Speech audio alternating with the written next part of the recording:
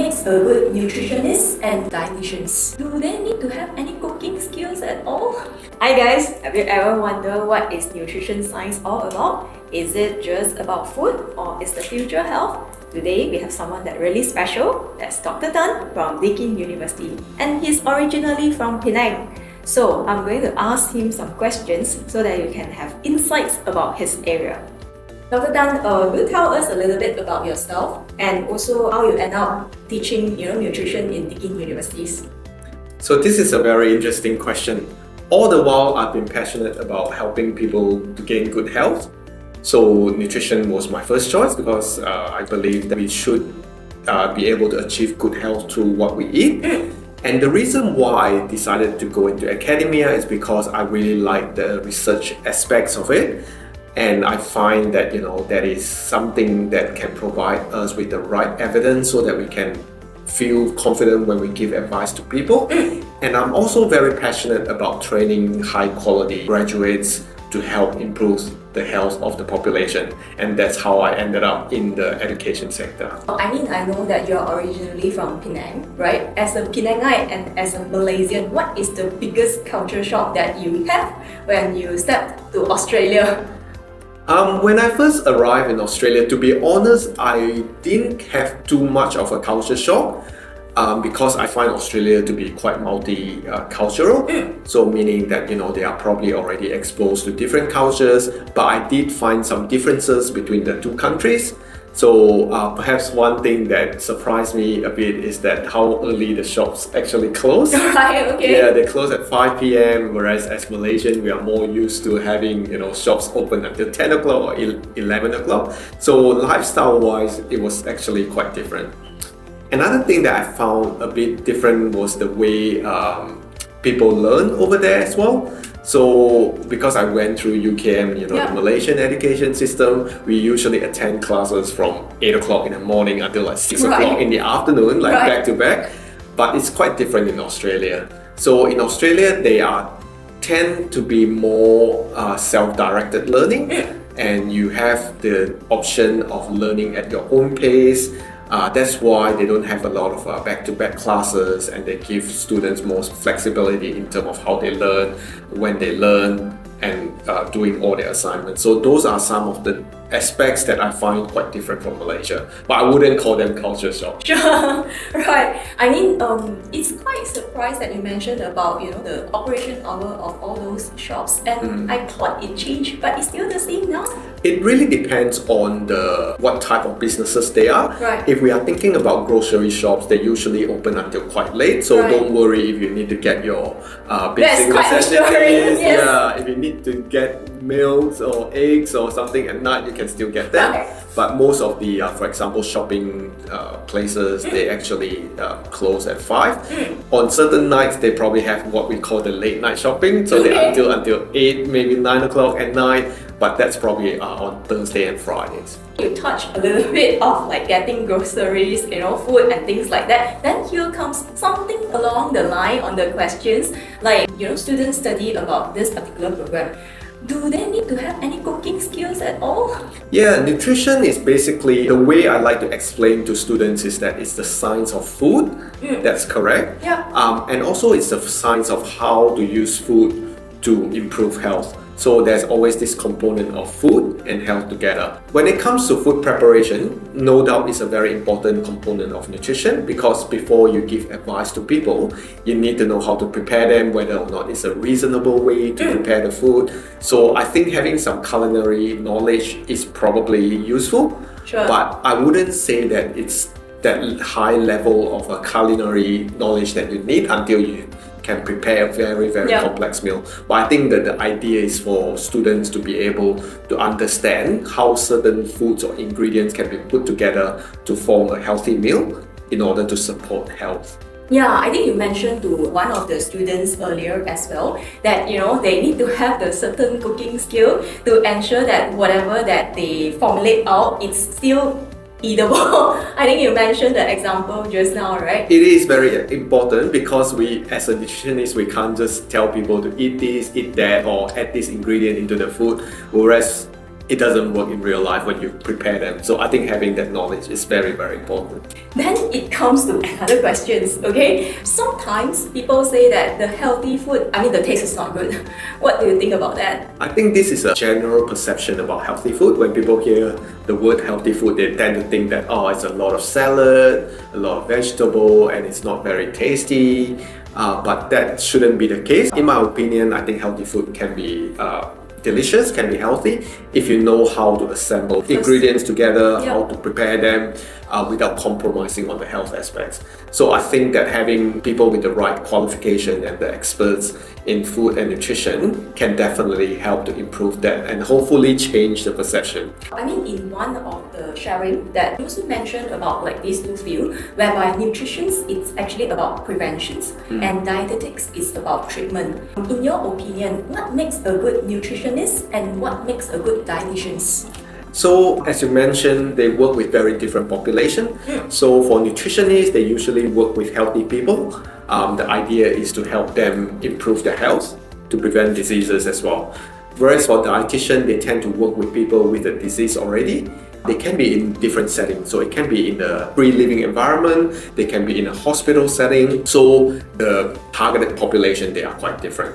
However, I do feel that there are similar kind of qualities that both professionals should have. To a minimum, both nutritionists and dietitian they should feel the passion helping people to gain good life and maintain their wellness and well-being. So I think that's the minimum. And for people working with patients, they may need more compassionate and more patience because people, when they have different diseases, they may have lower understanding of what they should be eating, how they can manage the disease. So I think those qualities will come in very handy for dietitians as well. Yeah, of course. And I think one of the points that you mentioned, right, for someone, specifically dietitians, if they are working in hospital, to a certain extent, do you think they need to know how to do the detachment, especially when they are dealing with patients and stuff like that? I think detachment is probably not a good thing to have because I think you still need to feel the passion to help people. You need to be able to connect with people so that whatever advice you give to them is convincing. When they feel confidence with suggestion, then they are more likely to follow them. So I think to a certain extent, we do need to be able to separate our self from if the patient is not doing very well, we shouldn't blame ourselves that we are not helping them. But at the same time, we do want to maintain that connection in order to make an impact to help them. Thank you so much. Then here comes the questions that I think a lot of students or parents would concern. Whether someone that graduate in this area, will they have a career prospect? And whether is it easy to find a career for someone that study in this area? What's your thought on this? Yep, it is definitely a very important question because to get an education to become a qualified nutritionist or a dietitian, it involves a big investment, especially coming from the parents and also from the student. In terms of prospect, there's no concern whatsoever from my point of view. For example, nutritionists, if we think about career prospect, we tend to think about them being working in the public health nutrition kind of space, meaning that they do roadshows, they go to the community, they educate people about how to become healthy by adopting healthy diet, also healthy lifestyle as well. But there are a lot of emerging areas in that space as well, nutrition and dietetic. To give you a few examples, in Malaysia, we see more and more confinement center being set up. People are more aware of their health and they want good care when they get older. So aged care facility providing full service to people. We do see more and more healthy products on the shelf in the supermarket as well. So those are the aspects that definitely will need input from nutritionists. When I talk to parents and students, we encourage them to not only think about who your employers will be, but what are the opportunities that you can create for yourself as well. So there are definitely a lot of areas that will need nutritionists, and I see this as a golden opportunity for nutritionists to actually make an impact. For dietitian, the job prospect probably won't be as much of a concern because they have a very clear career outcomes, and usually they are more interested in helping patients in a clinical setting, outpatient, community settings. those are the areas that they can go in. And one aspect is, of course, the food service aspects as well. We do need nutritionists or dietitians working with chefs in order to come up with menu for different patients with different diseases in order to manage the disease as well. So I think the job prospects definitely are there. Yeah, that's good to know. And another questions that concern the students, parents, or even some of the teachers. For students that complete in this particular programs, right? How do they go about when comes to getting recognition back in like Malaysia, for example?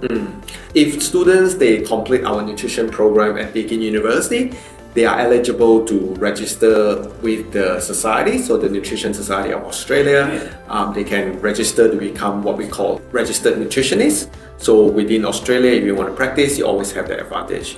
If they decide to come back to Malaysia, they can always register with the Malaysian Allied Health Professional Act, where with your degree they can assess whether or not you meet the requirement. When you meet the requirement, you become a nutritionist and you're given a registration number. So in a way, through this act, they are protecting graduates with nutrition or dietetic qualification. So there shouldn't be any concern when it comes to not being able to register and practice. I think you also mentioned one point during your sharing with the students, right? With this particular policy or this particular implementation of the government, all the YouTuber, they might not, be the common one that they can share about all these things unless they are a practice nutritionist or dietetics. Absolutely. I think this is a very, very important aspect because nowadays we do find that people who think that they are nutritionists, as long as they eat something, they are qualified to give advice on nutrition, which shouldn't be the case because it takes a lot of training and a lot of hard work to become a nutritionist. And I think this act will in a way protect people with the proper qualification and also protect the consumers, making sure that they get the information from the right source, reliable source as well, not just someone seeing some information on the internet and then they start to do videos and try to educate people without proper knowledge. Yeah, of course. Let's come back to a little bit about the university, because I learned from you that Deakin University is actually the oldest one in Australia that offering this particular program. What's the advantage of going to such a university in your opinion? Yeah, so at Deakin University, we definitely have one of the most established nutrition and dietetic program in the country. I guess a few advantages of having this is, first thing is that we know that we have a mature program that we offer, that we refine over time, and our program is actually aligned with the key nutrition competencies set by association. Right. So that's some advantage that we have. Another advantage is that we do have a big team of lecturers at Deakin University. So we are talking about maybe 30 to 40 lecturers. Right. With different specialization, teaching the students, so the students can actually feel confident that they're getting their knowledge from the content expert. Of course, yeah. So I think those are some of the areas, and all our lecturers are also active researchers, meaning that they always make sure that the knowledge is the latest one. Yeah. When they teach the students. Yeah, and when they do their undergraduate degree, right, I think previously you also shared with us that there is actually quite many majors that students can choose from. In your opinion, or rather based on the trend now, which are the ones that popular or that on trend? Will you be able to share with us a little bit more? Sure. Major is something quite unique at Deakin University as well, because students, apart from studying all the core subjects, they actually have the ability to select some majors. So these majors can be related to nutrition and they can be outside of nutrition as well. So in a way, it gives the graduates some additional advantage over other students graduating from the same course. So we have a number of different majors. The signature area is the food innovation major. They basically learn 6 subjects in food science. So that can involve sensory science, consumer science, product development, that kind of area. So in a way, it gives the student advantage because you not only know nutrition, but you have the food science knowledge as well. So that allows the student to go into the food industry, for example. If the students are not interested in the food industry, we have some other majors that they can consider. Right. So for example, they can also major in psychology. Okay. They can major in exercise science. They can also do, for example, health promotion. Right. So all these things can actually enhance the learning experience and also the CV of the student when they graduate with these different majors. And I think one of the point that you mentioned, right, if let's say if you could, advise us a little bit on the course elements, when they study either degree or master, will they have any opportunity of going through internship and stuff like that? So in our program, we do have undergraduate and postgraduate nutrition program. For undergraduate students, it's actually compulsory for them to do internship. Okay. So that's usually in the final year of the degree. So the idea is that students will spend about 100 to 120 hours internship time with an organization that they choose. So it can be from the food industry, it can be from the health government kind of a department, it can be from NGOs. So it really depends on what they want to do in the future. And this internship is actually a very good opportunity for them to get some work-related experience in that space. And if they perform well, sometimes they'll be offered some casual work or even a position by the organization by the time they graduate. With the postgraduate degree, they can select that as an elective unit. Right. So it's not compulsory to them, but we do recommend that if they have elective unit and want to, put a foot into the door, we always recommend them to consider this internship. One sharing that you made earlier, right? It's about the hardest modules for students to pass in order to become dietitians. Will you be able to share with us a little bit on that? Because I think it's quite interesting that you mentioned that they have to go through the consultations process and things like that. What's your sharing on this point, Dr. Tan? Yeah, so dietetics is different from nutrition in that they need to do a lot of practice on counseling. So imagine if you are a dietitian, you talk to patient, you need to know how to conduct yourself, how to conduct the interview, how to give advice in a way that people are receptive of it and also to actually adopt what you suggest to them. So in the dietetic degree, the hardest part is actually the face-to-face interaction because students may have the right knowledge and everything, but when it comes to practice, sometimes you do feel that, do I have, am I giving the right advice, self-doubt, that kind of area. So that usually students provide feedback to us that, this is probably something quite challenging for them. Another aspect is sometimes when they go to internship in the hospital, for example, placement in the hospital when they work with patients, and then sometimes they can be affected by the situation of the patients as well, when they have a certain health conditions or when they are not recovering or not coping well. So sometimes they find it stressful as well. Right, okay. Thank you so much, Dr. Tan, for sharing with us insight about nutrition science and dietetics. So, guys, if you are interested to learn more about this program, approach us, anytime now, so that we can assist you for your application and also the whole journey for study overseas.